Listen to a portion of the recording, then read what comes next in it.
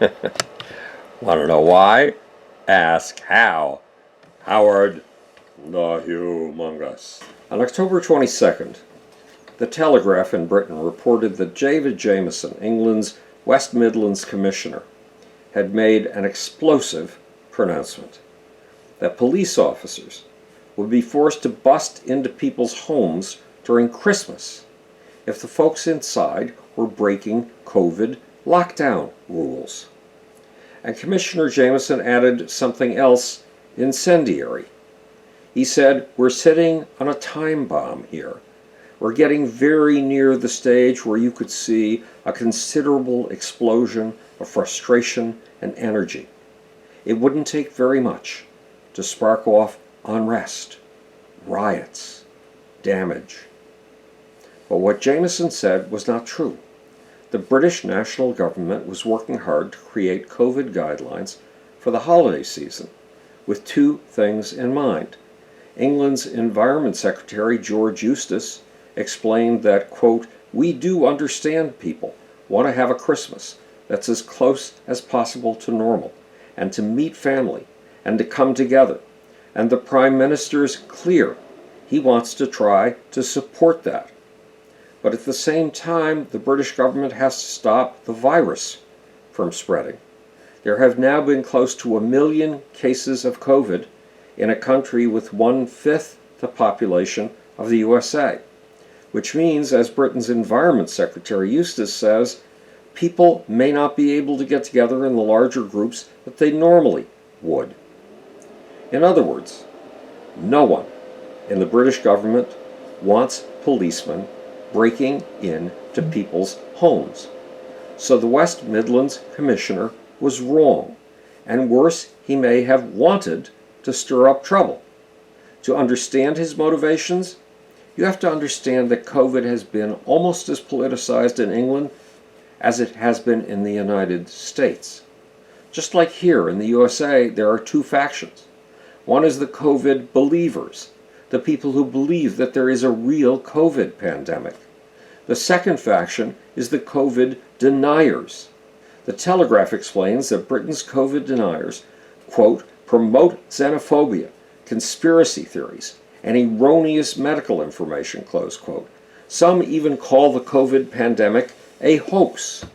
The Telegraph gives examples.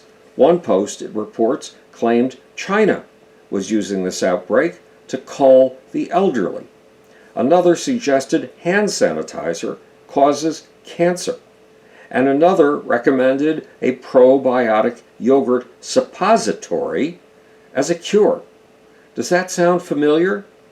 It may be because these ideas are pushed by the same source that's trying to use COVID to set us at each other's throats in the USA. That source is Russia. Meddling from Moscow may sound utterly preposterous, absolutely ridiculous. But the Associated Press reported as early as July that U.S. officials, on condition of anonymity, were trying to get out the word that Russia was actively spreading virus disinformation throughout the Western world. So it's little wonder that in March, England's Telegraph revealed that, quote, "a leaked report from the European Union's diplomatic service concluded that Russian state media has been spreading conspiracy theories with the aim to aggravate the public health crisis in Western countries. But there's more." Says the Telegraph, a European Union monitoring team found Russian sources pushed conspiracy theories, including the idea that the coronavirus is a biological weapon or that the outbreak was triggered by migrants. Now, why would Russia do such a thing? Because until 2016, Russia's greatest enemy was the Western Alliance, the NATO alliance, led by the USA.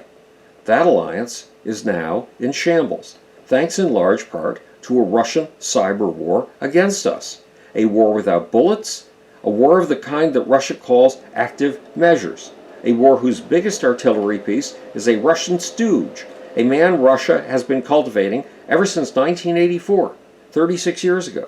A man the Russians flew with his wife on an all-expense-paid trip to Moscow in 1987. A man to whom Russia reportedly funneled billions.